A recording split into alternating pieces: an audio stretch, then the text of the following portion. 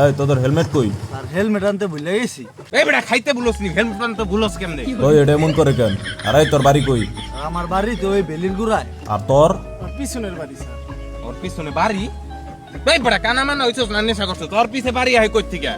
ওর নিচে গাড়ি, ওর এখানে বাড়ি হয় কই থেকে? কোন দিস আর কি কয় না কয়? তোরা যে মদ খেয়ে গাড়ি চালাইতেছস, যদি অ্যাক্সিডেন্ট হয় বাইতে কি জবাব দিবি? ক কি জবাব দিবি? বাইতে কি জবাব দিবি? ক ক আরে বেটা তোর বাপ মাও তো এমনি ভালোবাসছে বুঝাবো না, সারা তোরা যেমনি বুঝাইতেছে ভালো মতো। মদ খাইয়ে আবার 3 জন গাড়ি চালাইতেছস, তোরা জানোস না 3 জন গাড়ি চালাইতে এলাও না? হ্যাঁ স্যার, আমি কইছি, আমি ওগো 100 বার কইছি যে 3 জন গাড়িতে এলাও না।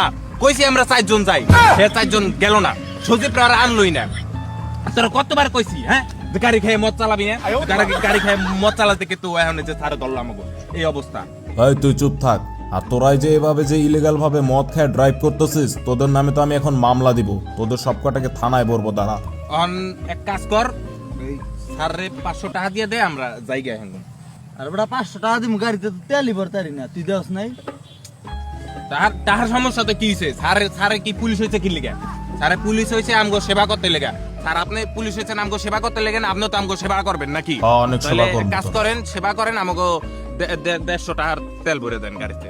আয় তোর সেবা করতাছি, আয়। আরে কি, আমি জনগণের উদ্দেশ্যে এটাই বলতে চাই যে মদ খাইয়া কখনো ড্রাইভ করবেন না।